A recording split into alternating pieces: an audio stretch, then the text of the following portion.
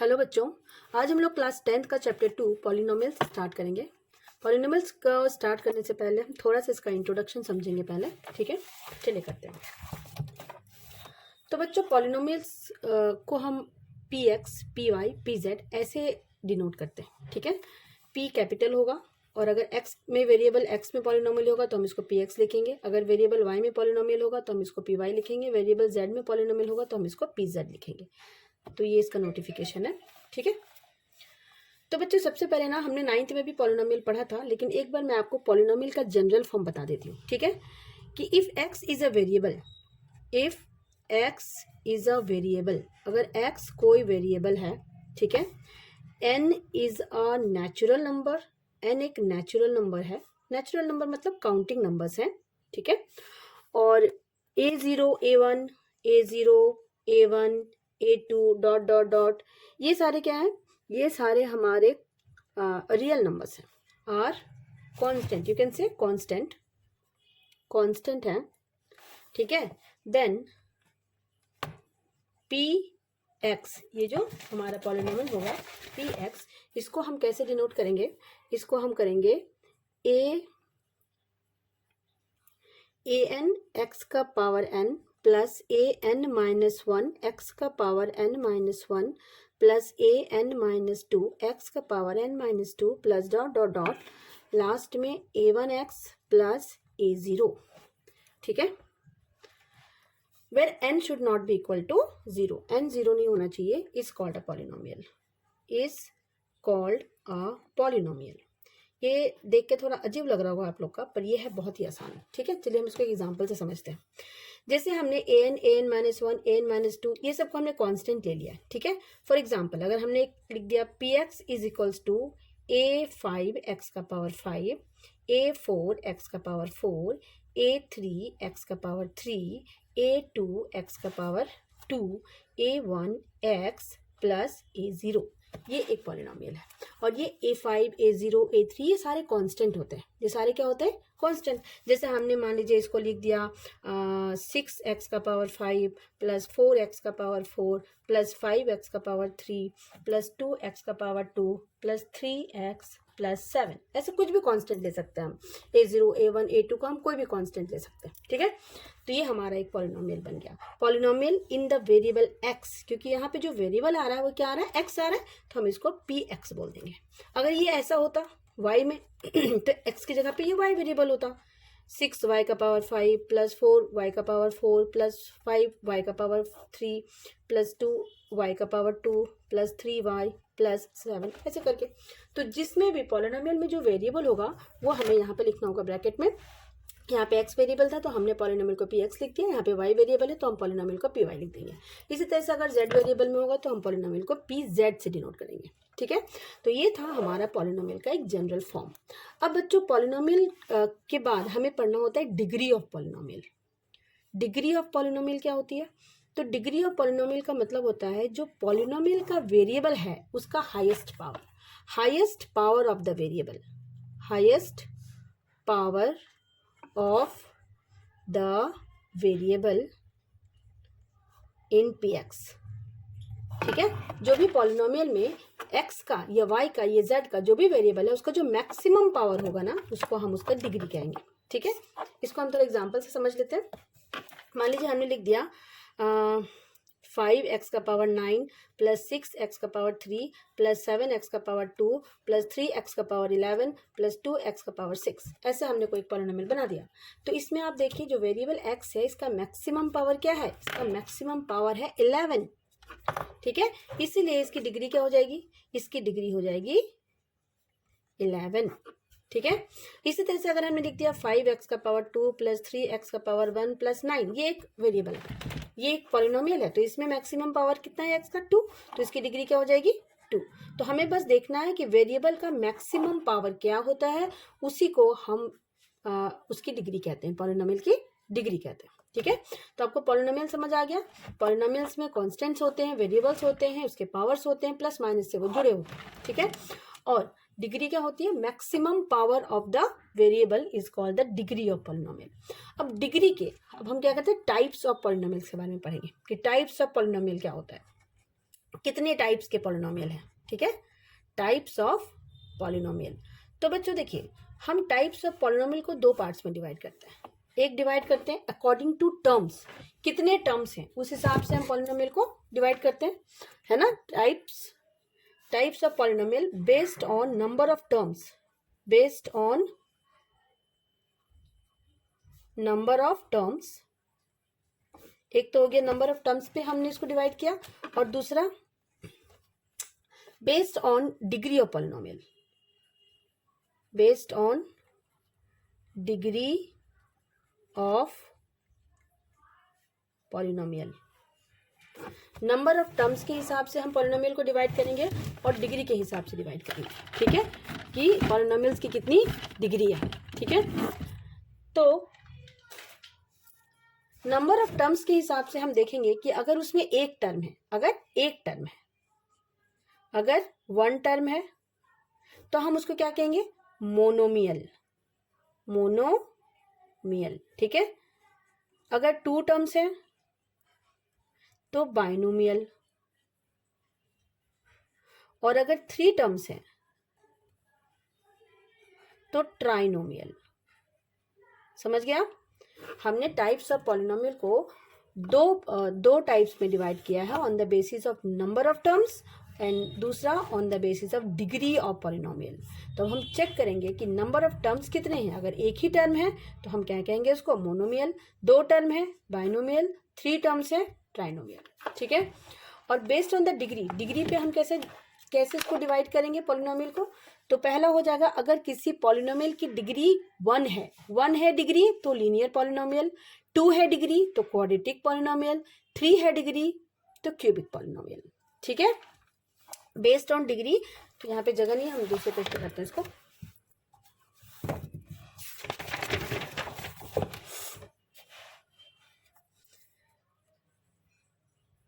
Based on degrees, इसको थोड़ा आपको ध्यान से समझना पड़ेगा, ठीक है। अगर पॉलिनोमियल की डिग्री क्या है, डिग्री अगर वन है तो इसको हम कहेंगे लीनियर पॉलिनोमियल, ठीक है। दूसरा, अगर डिग्री टू है, डिग्री मतलब वेरिएबल की मैक्सिमम पावर, अगर डिग्री टू है तो इसको हम क्वाड्रेटिक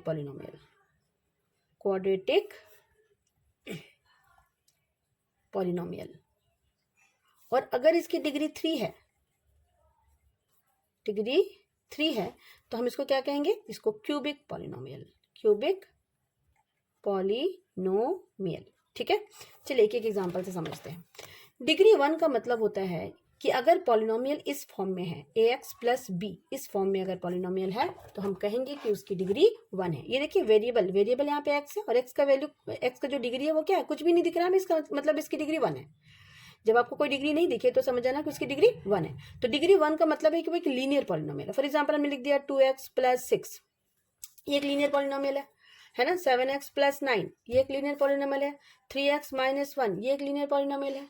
तो आप देख रहे हैं लीनियर पॉलिनोमियल में जो वेरिएबल होती है उसकी डिग्री वन होती है, ठीक है। अब आ गई डिग्री टू के लिए जो जनरल फॉर्म होता है वो होता है ax square plus bx plus c, ये होता है, ठीक है। इसको हम क्वाड्रेटिक पॉलिनोमियल कहते हैं क्योंकि इसमें जो वेरिएबल है उसकी डिग्री कितनी है, टू डिग्री है इसमें। सो कोई भी एग्जांपल आप लिख सकते हैं, 3x square plus 7x plus 5, 9x square plus 13x plus 4, कुछ भी आप लिख सकते हैं अलग अलग, है ना। अब डिग्री थ्री की जो जनरल फॉर्म होती है वो होती है ax3 plus bx square plus cx plus d, कुछ ऐसा, ठीक है।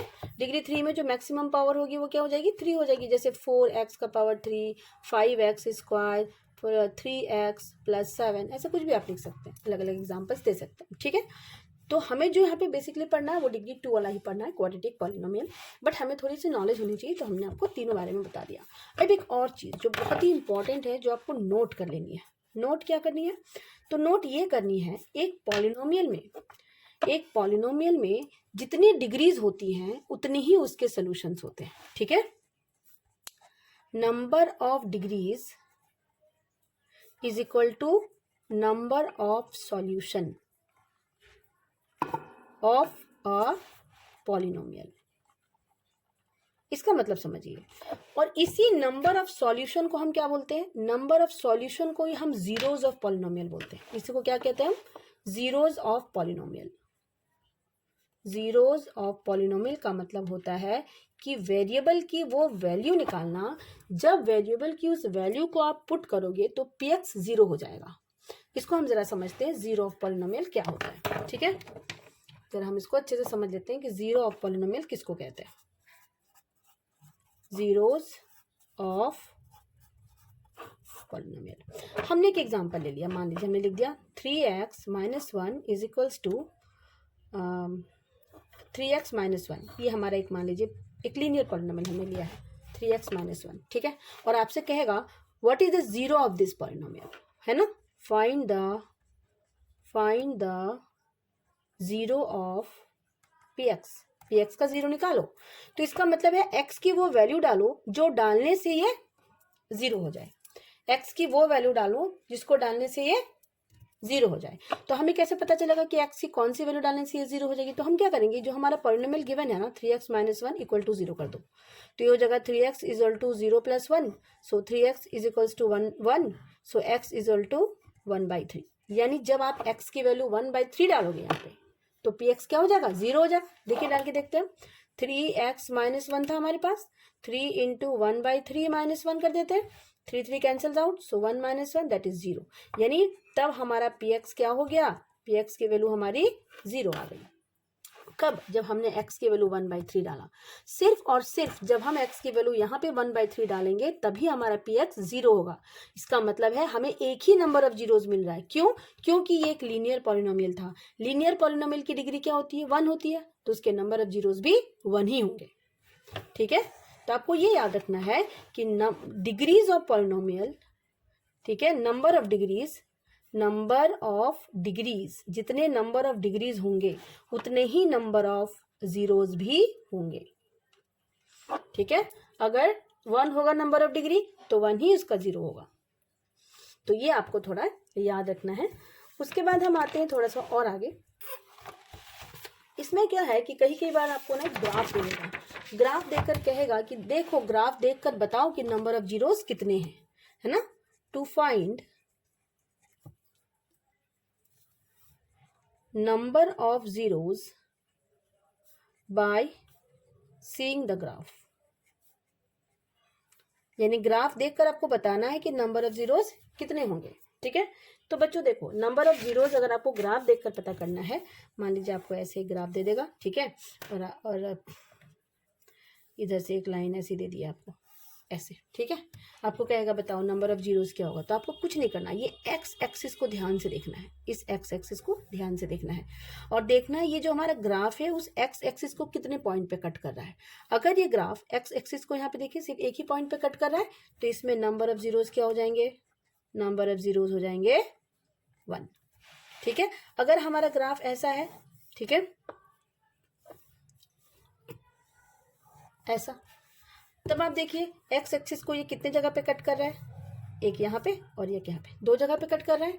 तो इसमें नंबर ऑफ जीरोस क्या हो जाएगा, number of zeros is equals to 2। वैसे ही मान लीजिए आपके पास कुछ और हो, आपको ना ऐसे ग्राफ दे देगा और बोलेगा बताओ कितने जगह ये इसमें नंबर ऑफ जीरोस कितने हैं, ऐसे करके दे देगा आपका ग्राफ और कहेगा बताओ इसमें नंबर ऑफ जीरोस कितने हैं। तो आपको बस एक्स एक्सिस देखना है, वाई एक्सिस नहीं देखना, ओनली एक्स एक्सिस देखिए आप और देखिए ग्राफ एक्स एक्सिस को कितने जगह पे कट कर रहा है, 3 जगह पे कट कर रहा है। तो हम लिख देंगे since the graph cut the x axis at 3 points so number of zeros is equals to 3। ठीक है, ये हमारा हो गया 3। इसी ग्राफ के कॉन्सेप्ट पे बेस्ड है हमारा एक्सरसाइज 2.1। ठीक है, 2.1 में हमारे ना ग्राफ्स बने हैं और आपसे बस बताना है आपको कि नंबर ऑफ जीरोस कितने होंगे। ठीक है, और आपको कुछ नहीं करना है, ग्राफ को देखना और बताना है नंबर ऑफ जीरोस कितने होंगे। ठीक है, तो देखिए फर्स्ट वाला हमारा क्या है, ये एक्स एक्सिस है हमारा नीचे वाली लाइन, ये जो ग्राफ है ना वो एक्स एक्सिस को कहीं पे भी कट नहीं कर रहा है, कहीं पे भी कट नहीं कर रहा। तो हम लिखेंगे the number of zero is 0 क्योंकि कहीं पे कट ही नहीं कर रहा है। ठीक है, as the graph does not cut the x axis at any point. ठीक है, तो 2.1 हमारी जो एक्सरसाइज है वो बहुत ही आसान है और ये सिर्फ इसी ग्राफ पे बेस्ड है। ठीक है, एक्सरसाइज 2.1 ठीक है। इसमें 1 मार्क्स का क्वेश्चन आता है कि ग्राफ आपको गिवन होगा और बोलेगा नंबर ऑफ जीरोज निकालो। ठीक है, तो ये फर्स्ट वाला आपको कुछ ऐसा बना है ग्राफ।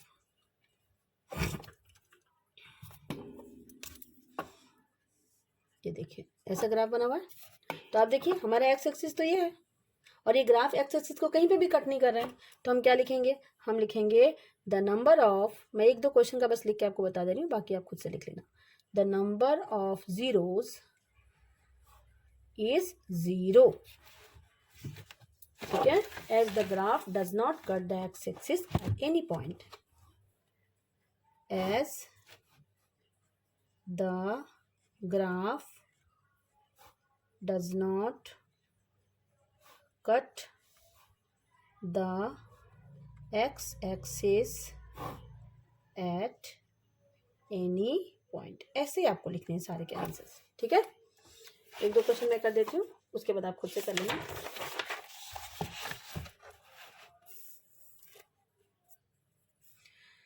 सेकेंड क्वेश्चन हमारा है यूं और ऐसे बना है हमारा। ठीक है, और ग्राफ हमारा कुछ ऐसा है,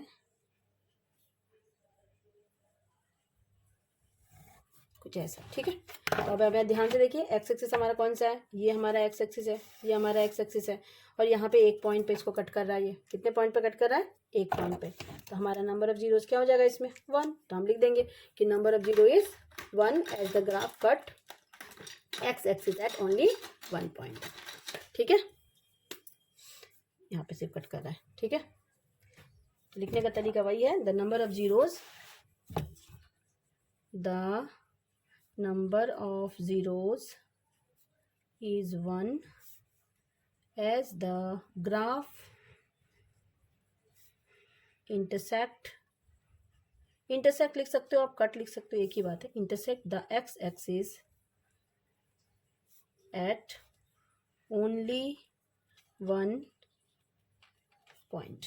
ठीक है, इसी तरह से आप थर्ड क्वेश्चन देख सकते हैं।